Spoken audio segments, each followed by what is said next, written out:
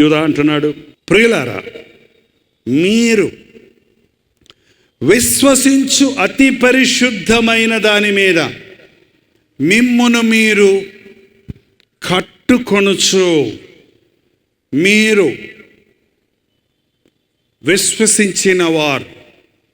విశ్వసించిన దాని మీద మిమ్మల్ని మీరు, అతి పరిశుద్ధమైన దాని మీద మిమ్మల్ని మీరు కట్టుకొనుచు. క్రైస్తవ భక్తి కూర్చొని నిద్రపోయేది కాదండి, కాళ్ళు చాపుకునేది కాదండి. క్రైస్తవ భక్తి కట్టుకోవాలి, కట్టాలి. నా మాట విని ఆ మాట ప్రకారం లోతుగా తవ్వి దాని మీద తన పునాది వేసుకున్నవాడు ధన్యుడు. గాలి వీసింది, తుఫాను వచ్చింది, దాని పునాది గట్టిగా ఉన్నందున అది కదలదో. చూసారండి, ఇందాక పాడాం కదా, శ్రమ అయిన హింస అయినా ఇస్తు ప్రేమ నుండి నన్ను ఎవరు వేరు చేయదు. బైబిల్ పట్టుకున్నామని ఎవరైనా గుమ్మం దగ్గర నిలబడి కర్ర తీసుకొని ఇట్లా అన్నారనుకో, అంటావా? కొట్టుకో అంటావా? ఏంటండి, ప్రార్థనకు వస్తున్నావు, సడన్గా నీకు పుట్టిన బిడ్డ చచ్చిపోయాడు, అంతే. దేవుడు లేడు, దెయ్యం లేడు. దేవుడు ఉంటే నా బిడ్డ చచ్చిపోవాలి. ఏమైంది నీ విశ్వాసం? ఏమైంది? నీరు గారిపోయింది. ఈరోజు చూడండి, ఉప్పు అంటే ఊడిపోయే క్రైస్తవులు ఎక్కువైపోయారు. కష్టాలు వస్తే నిలబడరు, శ్రమ వచ్చినప్పుడు ఆగరు, నిలబడరు. మేలు కలిగినప్పుడు ఎగిరెగిరి పడతారు. మేలైనా కీడైనా ఆయన నామానికి మహిమ కలుగును గాక అన్న యోబు వలె మన భక్తిని కట్టుకోవాలి. క్రైస్తవులారా, మీ విశ్వాసాన్ని కాపాడుకోండి. అతి పరిశుద్ధమైన దాని మీద మీ విశ్వాస జీవితాన్ని కట్టుకోండి. క్రైస్తవ జీవితం పరుగు, క్రైస్తవ జీవితం క్రియాత్మకమైనది. నిన్న ప్రార్థన చేశానని వాళ్ళ పడుకొని నిద్రపోయేది కాదు, అలయక పరిగెత్తాలి. యేసు వైపు చూచుచూ ముందున్న పందెములో పరిగెత్తాలని దేవుని వాక్యం సెలవిస్తూ ఉంది. ఎక్కడున్నావు? వాక్యం వింటున్నావు, ఉద్యోగ సభలకు వస్తున్నావు, టీవీలో వాక్యం వింటున్నావు. నీ ప్రార్థనా జీవితం పెరిగిందా? నీ విశ్వాస జీవితం పెరిగిందా? నీ బైబిల్ పరిజ్ఞానం పెరిగిందా? నీవు లోతైన విశ్వాసములో స్థిరపడుతున్నావా? 6 ఆమళ్ళ గడ్డి వేసిన గొర్రెతోక ఎంతండి? పెత్తుడే. సంవత్సరాల తరబడి ప్రభువుని నమ్ముకున్నానంటున్నావు, ఎంతోమంది సేవకులను ప్రసంగాలు వినానంటున్నావు, కానీ నీ ఆధ్యాత్మిక జీవితంలో ఎంత ఎదుగుదల ఉన్నది చూడండి. ప్రతి వారికి దేవుడు క్రీస్తు ఒక పునాది వేశాడు. ఈ పునాది మీద మన భక్తిని ఎలా కట్టుకుంటున్నామో దానిని బట్టి దేవుడు మనకు ప్రతిఫలం ఇస్తాడు. ఈ రోజుల్లో చాలామంది మాలాంటి సేవకులు సేవ చేస్తున్నారు, పెద్ద సేవ చేస్తున్నాం అనుకుంటున్నారు, కానీ అగ్ని పరీక్షకు నిలబడే సేవ చేయాలని దేవుని వాక్యం హెచ్చరిస్తుంది. నీ యొక్క బలం ఎప్పుడంటే నీకు పరీక్ష వచ్చినప్పుడు తెలుస్తుంది. మా అబ్బాయి భలే చదివేస్తున్నాడండి, నాకే వస్తుంది మమ్మీ, ఫస్ట్ క్లాస్ నేనే అంటాడు. చివరికి వస్తే కింద నుంచి ఫస్ట్ వస్తుంది. కింద నుంచి అంటే 0 తర్వాత. ఏంటండి, కొంతమంది భక్తి అంటే పరీక్ష కాలంలో నిలబడని భక్తి వల్ల ప్రయోజనం లేదు. క్రైస్తవ జీవితం కట్టుకోవాలి. ఎంతమంది ఇక్కడ పొద్దున్నే లేచిన వెంటనే దేవుని వాక్యాన్ని పఠించి ప్రార్థన చేసి దినచర్యను ప్రారంభిస్తారు? దేవుని స్తోత్రం అడగకుండా కొంతమంది చూపిస్తున్నారు. ఎంతమంది మీ మనస్సాక్షి నిమిత్తమై లంచం పుచ్చుకోకుండా చేతులు ముడుచుకుంటారు, అబద్ధాలు ఆడకుండా మీ పెదవులు మూసుకుంటారు, దొంగిలించకుండా మీ చేతుల్ని మలుచుకుంటారు? ఎంతమంది కోపం వచ్చినప్పుడు బూతులు ఆడకుండా నోటిని అదుపులో పెట్టుకుంటున్నారు? ఎంతమంది కష్టం వచ్చినప్పుడు దేవుడు అడిగిన ఇవ్వనప్పుడు అలగకుండా నిరుత్సాహపడిపోకుండా ఇది నా మేలుకే అని దేవుడిని స్తుతిస్తున్నారు? పరిశీలించుకోండి. ఒక ఊర్లో ఒక ఆమె ఉందంటండి, భలే ఆదరిస్తుందంట. ఎవరింట్లో ఏ చావు వచ్చినా ఈమెను తీసుకెళ్తారంట. ఎందుకంటే ఈమె భలే ఆదరిస్తుంది. అడొక్కమ్మా, తప్పమ్మా, దేవుని దగ్గరికి వెళ్ళిపోయాడమ్మా నీ బిడ్డ, దేవుని దగ్గర ఉన్నాడమ్మా, ఏడవకూడదమ్మా, మనం దేవుని బిడ్డలమ్మా, మనం ఏడవకూడదమ్మా, దేవుడు ఇచ్చాడు, దేవుడు తీసుకురాడు, దీంట్లో ఏముందమ్మా, దేవుని ఇస్తుంది అని ఊరదిస్తాడు. అలాగే చాలామందిని ఊరడిస్తుంది. ఒకరోజు వాళ్ళ అబ్బాయి చచ్చిపోయాడు. ఏంటండి, వాళ్ళ అబ్బాయి చచ్చిపోతే ఆమె మనల్ని అందరినీ ఆదరించేది కదా, మనం వెళ్ళి ఆమెను ఆదరించేది ఏముందని ఎవరు వెళ్ళలేదంట. వెళ్ళకపోతే ఇంక మొదలుపెట్టింది, ఇంతమందిని ఆదరిస్తే ఒక్కళ్ళు రాలేదు, ఈ దేవుడికి వేరే నా కొడుకే దొరికాడా ఏంటి? కడుపు నొప్పి కానీ తలనొప్పి కానీ వచ్చినోడికే తెలుస్తుందంట, చూస్తున్నాడికి ఏమీ తెలియదంట బాధ. చూడండి, చాలాసార్లు మనం బాధలో ఉన్నప్పుడు మన నిజమైన ప్రవర్తన బయటకు వస్తుంది, భక్తిలో కట్టబడతలేదంట. నేను ఒకప్పుడు బైబిల్ చదివానంటే 3 అధ్యాయాలు చదువుతాననేవాడు ఇవాళ నేను బైబిల్ చదివానంటే ఒక వచనం కూడా చదవననేటట్టున్నారు. అంటే కట్టుకుంటున్నాడా, దిగిపోతున్నాడా? ఆ రోజుల్లో నేను మోకరిస్తే గంటసేపు ప్రార్థన చేసేదాన్ని, ఈ రోజుల్లో నేను మోకాళ్ళ నొప్పులు అందుకని మోకరిస్తాం లేదట. అంటే కట్టుకుంటున్నావా, కూలిపోతున్నావా? మీరు లోకంలో ఉన్న నామకార్థ క్రైస్తవుల వలె కాక, ఆచార క్రైస్తవుల కాక, పరిశుద్ధమైన దాని మీద విశ్వాసముతో, మీరు విశ్వసించిన అతి పరిశుద్ధమైన దాని మీద మిమ్మల్ని మీరు కట్టుకొనుచు. తర్వాత ఏముందో చూడండి, యోధా రాసిన పత్రికలోనే ఉన్నామండి. పరిశుద్ధాత్మలో ప్రార్థన చేయుచు. ప్రతి క్రైస్తవుడు ప్రార్థన చేస్తూనే ఉండాలి. ఒక క్రైస్తవునికి ప్రార్థన ఊపిరి ఆడకపోతే ఎలా చస్తామో, ప్రార్థించని క్రైస్తవుడు ఆధ్యాత్మికంగా చచ్చినవాడై ఉంటాడు. ఎడతెగక ప్రార్థించండి, ఎల్లప్పుడూ ప్రార్థించండి అని దేవుని వాక్యం హెచ్చరిస్తూ ఉంది. చాలామందికి ఇవాళ మాటల ప్రార్థనే కానీ ఆత్మలో ప్రార్థించలేకపోతున్నారు. మీరు నిజంగా ప్రార్థిస్తారా? మిమ్మల్ని అడుగుతున్నాను. పొద్దున లేచిన అంటే ప్రభా రాత్రి అంతా సహనదురు కాఫీ అదేనా? అన్నం తినేటప్పుడు చేసుకుంటారా లేదా? అన్నం ఇచ్చినందుకు వందనాలు, లేని వారు దయచే. రాత్రి ఎప్పుడో నేర్చుకున్న ప్రార్థన, మంచం మీద మోకరించి, ప్రభా ఈ రోజంతా అక్కడక్కడ తిరిగానయ్యా, దేవాలు రాకుండా, క్రిమి కీటకాల్లాగా ఏం హాని చేయకుండా నా మంచం చుట్టూ నువ్వు పోలీసులాగా కావలుండు, నేను పడుకుంటున్నానని డ్రర్రం పడుకుంటాను. ఇవన్నీ మంచిదే, క్లుప్తమైన ప్రార్థనలు అలాంటి ప్రార్థన చేయటం మంచిదే, కానీ అదే ప్రార్థన కాదు. నా తలంపులన్నీ ప్రార్థనలే అన్నాడు ఒక దైవజనుడు. దేవునితో నేను మాట్లాడుకోవటమే నా ప్రార్థన, దేవుని గురించి ఆలోచించడమే నా ప్రార్థన, నా బాధలన్నీ దేవునికి చెప్పుకోవటమే ప్రార్థన, దేవుని గొప్పతనాన్ని గురించి ఆలోచించడమే ప్రార్థన, దేవుణ్ణి స్తుతించడమే ప్రార్థన. ఈ రోజున అనేకులకు ప్రార్థన లేదు. ఓ పల్లెటూరికి సువార్తకి వెళ్ళానండి, 12-1 గంట వరకు ప్రసంగాలు చేస్తాం అక్కడ. నాకు ఒక ఇంట్లో విడిదిచ్చారు ఉండటానికి. ఆ ఇంట్లో ఉంటూ ప్రసంగం అయిపోయిన తర్వాత ఆ ఇంటి యజమానురాలు విశ్వాసి, ఆ యజమాని మీటింగ్కి రాలేదు. ఆయనకి నాకు మడత మంచం వేశారు 6 బయట, ఎండాకాలం. ఆ మంచమే పడుకున్నప్పుడు యజమాని చూసి, అయ్యగారు అమ్మగారు వస్తున్నారు కదా మీటింగ్కి, మీరు కూడా వస్తే బాగుంటుందండి, మీరు కూడా ప్రభువుని నమ్ముకోండి అని చిన్నగా చెప్పా.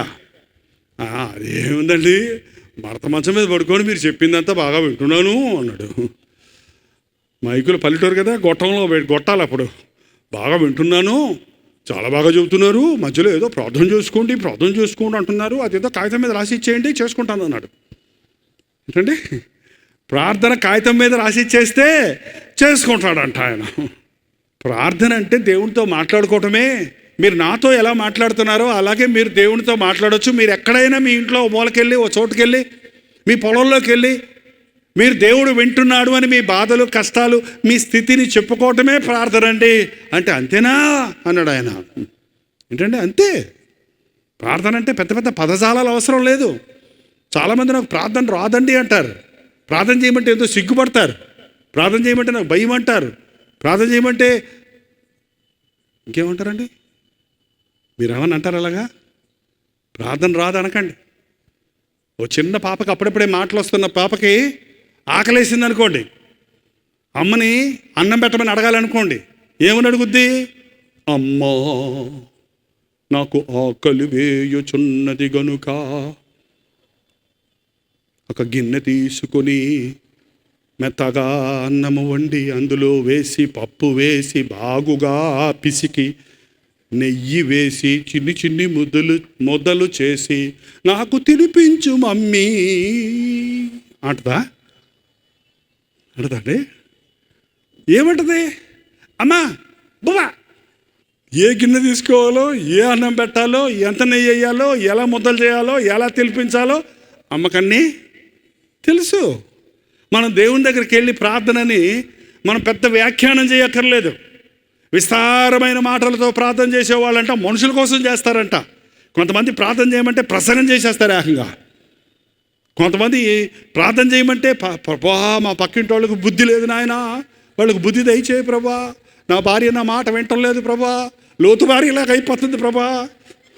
Never use prayer to teach others. ప్రార్థనను ఇతరులకు బోధించడానికో ఇతరులను సతాయించడానికో వాడకండి. ప్రార్థన దేవునితో మాట్లాడుకునేది. ప్రార్థన అందుకే నీవు గదిలోనికి వెళ్ళి తలుపు వేసుకొని రహస్యమందున నీ దేవునితో మాట్లాడుకో. ఒంటరిగా వెళ్ళి ప్రార్థన చేయటం అభ్యాసం చేసుకోండి. నా యవ్వన కాలంలో నేను నేర్చుకున్నాను. తెల్లారుజామున 4 గంటలకు లేచి అన్ని 12 పడుకున్నా, 1 గంటకు పడుకున్నా, 4 గంటలకు లేచి చర్చిలో ఉండేవాడిని నేను. చర్చి కాంపౌండ్లో ఈ మూల నుంచి ఆ మూలకు తిరుగుతూ నిద్ర రాకుండా ఉండటం కోసం ప్రార్థన చేసేవాడిని. ఆ ప్రార్థన నా యవ్వన కాలపు ఇచ్ఛలు జయించడానికి, లోకంలోనికి పోకుండా దేవుని సాక్షిగా నిలబడటానికి, దేవుని వాగ్దానాలు పొందడానికి, ఈ రోజు వరకు దేవుని సాక్షిగా నిలబడటానికి నాకు సహాయం చేశాయి. యవ్వనస్తులారా లేచి ప్రార్థించండి, వేకువనే ప్రార్థించండి. ప్రార్థన సంఘాల్లో ఇవాళ ప్రార్థన లేదండి. ప్రార్థనా కూడికలో కర్నూలులో ఒక ఆలయంలో ఓ సండే మీటింగ్స్ ఉండడం వలన ఆ సండే ఆలయంలో నన్ను మాట్లాడమన్నారు. ఆలయం కిక్కిరిసిపోయింది. ఆ రోజు ఎందుకో నాకు ప్రశ్న అడిగాను, మీ సంఘంలో ఉపవాస ప్రార్థనలు ఉన్నాయా అని అడిగితే ఉన్నాయండి అన్నారు పక్కనే ఉన్న సంఘ పెద్ద గారు. ఎంతమంది వస్తారు అని అడిగా. ఒక్కరంట. ఎంతమంది అండి? ఒక్క సిస్టర్ చెయ్యెత్తింది అంతమందిలో. ఏంటండి ఆదివారం వచ్చే వాళ్ళందరూ ఉపవాస ప్రార్థనకి ఎందుకు రారు అంటే అదేమైనా చౌకబారదా? మా సంఘంలో నేను చెప్తాను, ఉపవాస ప్రార్థనకు వచ్చేవాళ్ళే నిజంగా ఈ సంఘానికి చెందిన వాళ్ళు, విశ్వాసులు. ఆదివారం వచ్చేవాళ్ళు అలవాటుగా వచ్చిపోయే వాళ్ళందరూ. వారానికి ఒకసారి ఉపవాసం ఉండి ప్రార్థన చేయి. కొంతమంది పాస్టర్ గారులు మొదలుపెట్టారు ఇప్పుడు ఉపవాస ప్రార్థనలు అక్కర్లేదంట. వద్దొద్దొద్దు, అవన్నీ అవసరం లేదు, అవన్నీ పాత నిబంధనలో. యేసుప్రభువే చెప్పాడు, ఈ దయ్యాన్ని మేము ఎందుకు అలగట్టలేకపోయాం? ఇది ప్రార్థన వలన, ఉపవాసం వలననే సాధ్యము. ఉపవాసం అంటే నీవు బాధపరుచుకోవడానికో లేకపోతే నీవు కష్టపెట్టుకోవడానికో కాదు, కానీ నీవు ఏకాగ్రతను కలిగి ఉండటానికి, మరింత ఏకాగ్రతతో నీవు ప్రార్థించుకోవడానికి. కొంతమంది ఉపవాసం ఉంటారు, ప్రార్థన చేయరు. కొంతమంది ప్రార్థన చేస్తారు, ఉపవాసం ఉంటారు. రెండు తప్పే. ఉపవాసం ఉంటే ఉద్యోగానికి పోకండి, ఆ రోజు మోకాళ్ళలోని ప్రార్థించండి, అప్పుడే ఆశీర్వాదం. లేకపోతే మానేయండి, ఉపవాసం ఉంటాం. పరిశుద్ధాత్మలో మీరు ప్రార్థన చేయాలి. పరిశుద్ధాత్మలో మీరు ప్రార్థన చేయాలి. చాలాసార్లు మన ప్రార్థన అండి పొడి మాటలతోటే ఆగిపోతుంది, ఆచార ప్రార్థనతోటే ఆగిపోతుంది. కాబట్టి ప్రార్థనా శక్తిని మనం పొందలేకపోతున్నాం. నాకు తెలిసి నా ప్రార్థనా జీవితంలో నేను నేర్చుకున్న సత్యం ఏంటంటే, మోకరించిన తర్వాత ఒక 5-10 నిమిషాల తర్వాతనే అసలైన ప్రార్థన ప్రారంభమవుతుంది. ప్రార్థన కిండిల్ అవుద్ది. ఏమంటే ప్రార్థన రగులుకుంటుంది. ప్రభా నాయనా, దేవా తండ్రి నాయనా అని మన మనసులో వచ్చిన ఆలోచనలు చేస్తుంటాం. కానీ ఎప్పుడైతే నీవు సిద్ధపడతావో పరిశుద్ధాత్ముడు మన పక్షములో ఉచ్చరింపశక్యము కాని మూలుగులతో వాక్యానుసారమైన దైవ చిత్తానుసారమైన ప్రార్థన నేర్పిస్తాడు. చాలామందికి అలాంటి ప్రార్థన రాదు. నాకు వివాహమైన కొత్తలో మేము కాపవరం అనే చిన్న గ్రామంలో ఉండేవాళ్ళం. ఆ ఊర్లో క్రైస్తవులకు ఇల్లు ఇవ్వమో, దేవుని సేవకుడు అయితే అసలేవమో అని చెప్పిన మూలాన మేము చిన్న గుడిసె, దెయ్యాలు ఉన్నాయంటే ఆ దెయ్యాలు గుడిసెను మేము చూసుకుంటాంలే నాయన అని ఆ దెయ్యాల గుడిసెను తీసుకొని దేవుని సేవ ప్రారంభించాను నేను అద్దెకి. ఆ గుడిసెలో వంట వండుకునేటప్పుడు దేవుని కోసం సమస్తం మేడలు, మిద్దెలు, హోదాలు వదిలిపెట్టుకొని దేవుని కోసం దేవుడు చెప్పాడని ఆ పల్లెటూరుకి వెళ్ళాం. కొత్తగా వివాహమైన 15 రోజు నేను నా భార్య అక్కడికి వెళ్ళాం. గ్యాస్ స్టవ్లు లేవు అక్కడ, పల్లెటూరు కదా. కాఫీ కాసేయమంటే నా భార్య ఏం చేసిందంటే పుల్లలన్నీ పెట్టి, పిడకలన్నీ పెట్టి, కిరసలంతా పోసి అనేసి, మండటం లేదండి పొగ, కళ్ళన్నీ మండిపోతున్నాయండి అంటే ఇంట్లోంచి పొగ వచ్చేస్తుంది. మళ్ళీ కిరసనాలు పోతే మళ్ళీ పురుపురు పడుతుంది, మళ్ళీ ఆగిపోతే మళ్ళీ పొగ వచ్చేస్తుంది. ఏంటండి, నేను 30 సంవత్సరాల వరకు బ్యాచిలర్గా దేవుని సేవలో నా అన్నం నేను వండుకొని ప్యాకెట్ చేసుకొని సువార్తకి వెళ్ళిపోయేవాడిని పల్లెటూరు కొండ జాతుల వాళ్ళ దగ్గరికి. నాకు తెలుసు వంట వండటం, గ్యాస్లో వండటం తెలుసు, పిడక పెట్టి వండటం తెలుసు, కిరసనాయిల్ స్టవ్లో వండటం తెలుసు. ఈ రోజుల్లో అందరికీ టుప్ అంటే గ్యాస్ అలకాలి అంతే. పూర్వం గొట్టం పెట్టుకుని ఉప్పు ఉప్పు ఉప్పు అని ఓదాలి, లేకపోతే ఇసురుగారు పెట్టుకుని ఉస్సు ఉస్సు అని ఇసరా. అప్పుడు నేను నేర్పించాను, చూడు ఇలా అన్ని కుక్కితే వండదు. ముందు 2 కర్రలు పెట్టి ఒక పిడక మీద కొంచెం కిరసనాలు వేసి అడుగును పెట్టి నుప్పు అంటించి లైట్గా ఉప్పు ఉప్పు అని ఊస్తే అది రగులుకుంటుంది. రగులుకున్న తర్వాత నువ్వు ఎన్ని పిడకలు పెట్టినా పొలలు పెట్టినా అది బగ మండుద్ది.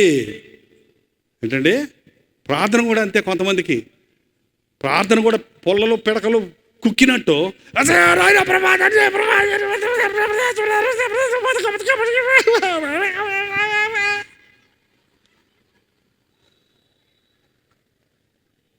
తెగ ప్రార్థన చేసేస్తున్నారు అనుకుంటారు కొంతమంది.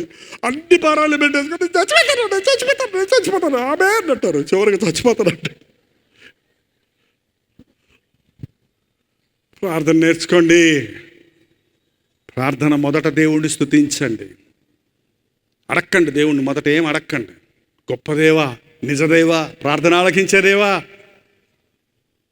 ఆయన్ని స్తుతించండి. ప్రభు నీకు ఇచ్చిన దాన్ని బట్టి దేవుణ్ణి స్తుతించు. ప్రభా, పుల్లలు ఇచ్చావనైనా నీకు వందనాలు, పిడకలు ఇచ్చావనైనా నీకు వందనాలు. పిడకలు లేని వాళ్ళు ఎంతమంది ఉన్నారు, పుల్లలు లేని వాళ్ళు ఎంతమంది ఉన్నారు. నాకు ఆయుష్ ఇచ్చావు నీకు వందనాలు, ఆరోగ్యం ఇచ్చావు నీకు వందనాలు, బిడ్డలు ఇచ్చావు నీకు వందనాలు, చిన్న గుడిసి ఇచ్చావు నీకు వందనాలు, ఇల్లు ఇచ్చావు నీకు వందనాలు. తర్వాత అడగండి, నీకేం కావాలి అడగండి, ఏం కావాలి అడగండి. నా నామంలో మీరు ఏమడిగితే అది ఇస్తానన్నాడు ప్రభు. అడగమన్నాడు కదా అని అనవసరమైన అడిగితే ఇస్తాడనుకుంటున్నారా? మీరు అడిగినన్ను మీ భోగముల నిమిత్తం అడుగుతున్నారు కాబట్టి మీకేం దొరకదు పొమ్మన్నాడు. మీరు అడిగినన్ను అవిశ్వాసంతో అడుగుతున్నారు కాబట్టి మీకేం దొరకదు అంటున్నాడు. చాలామంది ప్రార్థన చేస్తున్నామంటే దొరకటం లేదండి, ప్రార్థన చేస్తున్నామంటే ఇవ్వటం లేదండి దేవుడు అని నేరం మోపుతారు దేవుడి మీద. కాదు. మీరు దేవుని చిత్తానుసారంగా అడగల, దేవుని హృదయానుసారంగా అడగల. పరిశుద్ధాత్మని సహాయంతో మీరు ప్రార్థన చేస్తే ఎలాగో యుక్తముగా ప్రార్థన చేయాలో పరిశుద్ధాత్ముడు మన పక్షము నుండి మనల్ని సర్వసత్యములోనికి నడిపిస్తాడు. ఈరోజు నుంచి దయచేసి ఈ సభకు వచ్చిన మీరందరూ ప్రార్థన నేర్చుకుంటానండి. ఈ సభలు పెట్టినది సఫలీకృతమైనట్టు అర్థం అండి.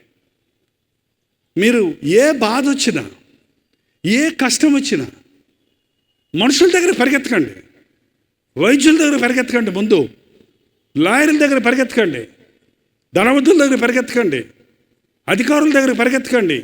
ప్రభు పాదాల దగ్గరికి వెళ్ళండి, మోకాళ్ళ మీద పడండి. ప్రభా, ఇది నా బాధ, ప్రభా ఇది నా కష్టం, ఇది నా ఇరుకు, ఇది నా పరిస్థితి, నన్నేం చేయమంటావని దేవుని సన్నిధిలో ప్రార్థించడం నేర్చుకోండి.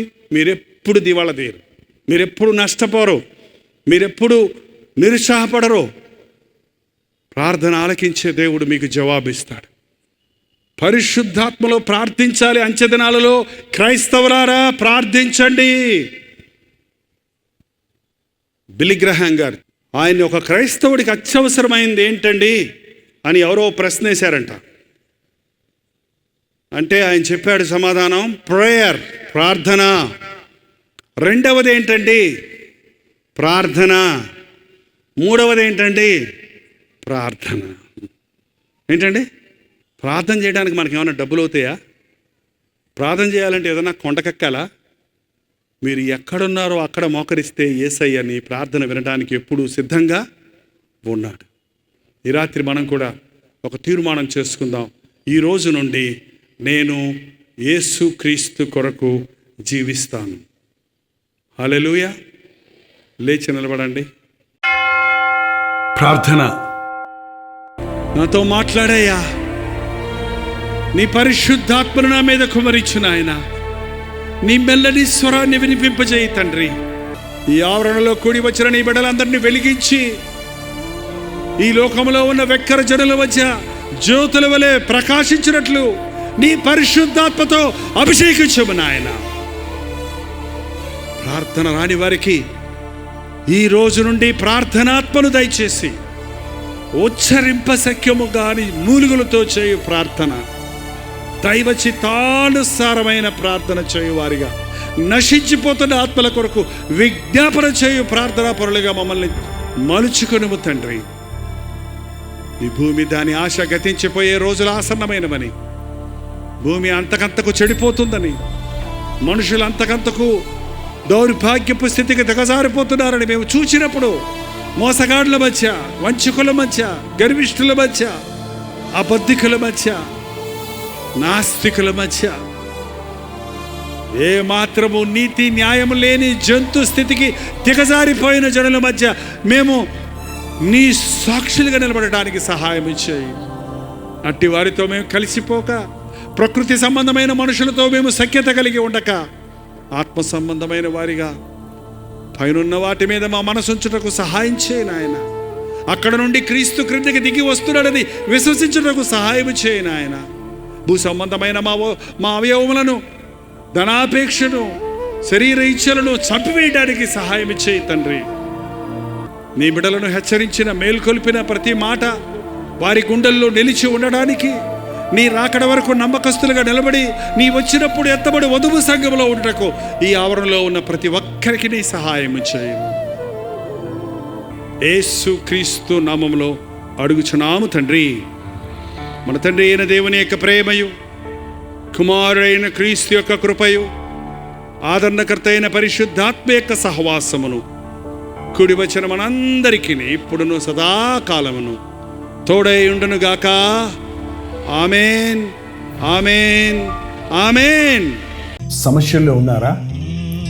సమాధానం లేని స్థితిలో ఉన్నారా? ఆదరణ లేని స్థితిలో ఉన్నారా? వ్యాధులతో సతమతమవుతున్నారా? కోర్టు కేసుల్లో చిక్కుని ఉన్నారా? అనవసరమైన నిందలు భరించలేక ఆత్మహత్య చేసుకుందాం అనుకుంటున్నారా? కృంగిన స్థితిలో ఉన్నారా? తీరని వ్యాధిలో ఉన్నారా? ఆర్థిక ఇబ్బందుల్లో ఉన్నారా? యేసుక్రీస్తు మిమ్మల్ని ప్రేమిస్తున్నాడు. మిమ్మల్ని దీవించాలని, మిమ్మల్ని ఆశీర్వదించాలని, విడిపించాలని ఆశిస్తున్నాడని నమ్మండి. ఆయన మన అవసరతలన్నీ తీర్చడం కోసమే తన రక్తాన్ని మన కొరకు చిందించాడు. ఆయన నామంలో పాప క్షమాపణ ఉన్నది. ఆయన రక్తము ద్వారా మనకు శుద్ధీకరణ ఉన్నది. ఈరోజే యేసుక్రీస్తునందు విశ్వాసం ఉంచి ప్రార్థించండి.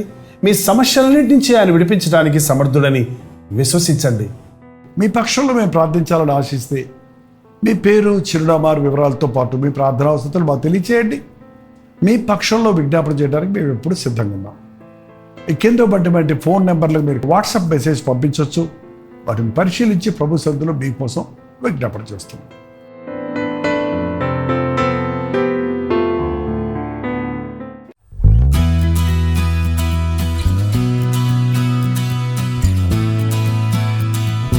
హల్లెలూయా. న్యూఢిల్లీ పరిసర ప్రాంతాల్లో ఉన్న వారికి శుభవార్త. ప్రవచితమైతే జూలై 29వ తారీఖున YWCA కాన్స్టంటియా హాల్లో 1 డే గెట్ టుగెదర్ను న్యూఢిల్లీలో మీ కొరకు ఏర్పాటు చేస్తున్నాం. మధ్యాహ్నం 2 గంటల నుంచి 6 గంటల వరకు, అలాగే 6 గంటల నుంచి 9 గంటల వరకు జరిగే ఈ 2 సెషన్స్ తెలుగువారు, హిందీ వారు, తమిళ వారు మీరు పాల్గొంటారని మనందరం కలిసి దేవుని స్తుతించడానికి, ప్రార్థించుకోవడానికి, ముఖ్యంగా టీవీ ద్వారా, సోషల్ మీడియా ద్వారా వాక్యం వింటున్న మిమ్మల్ని ముఖాముఖిగా చూడాలని, మీకోసం ప్రార్థించాలని, వ్యక్తిగతంగా మీకోసం ప్రార్థించాలని వెళ్ళి వస్తున్నాం. రండి, పాల్గొనండి, దైవాశీస్సులు పొందండి. మరిన్ని వివరాలు కావాల్సిన వారు 8939393939 నెంబర్కి కాల్ చేయండి, లేదా ఈ QR కోడ్ స్కాన్ చేసుకోండి.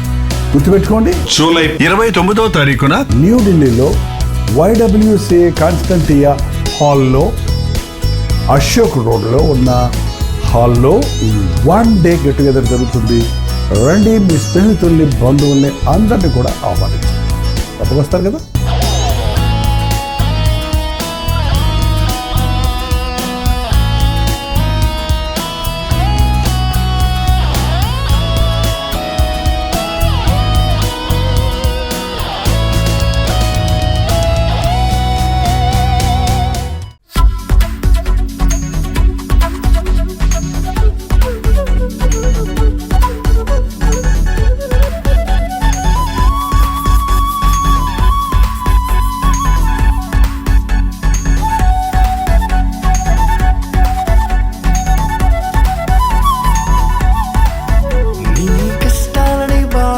శ్రమలన్నీ తీర్చే అనాథుడు యేసే. నీ కష్టాలని బాధలన్నీ శ్రమలన్నీ తీర్చే అనాథుడు యేసే. ఆది నుండి ఉన్నవాడు ఆ దేవుడు, అద్భుతాలు చేసేవాడు నా యేసుడు.